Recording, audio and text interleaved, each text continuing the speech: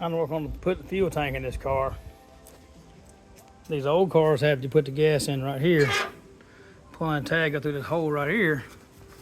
Normally your fuel tank's sitting here, but mine has been out. It's over here. I've been repainted. Ready to go back in. But like any other project you have on any car, you get in and put to do something, it leads to something else every time. So here it is. Under here, where the tank sits, is looks like this. Just years of rust and neglect. But we're gonna put a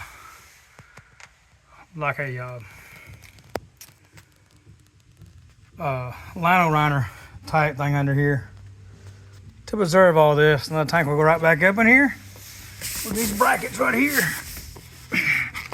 Back in the factory location it come out of.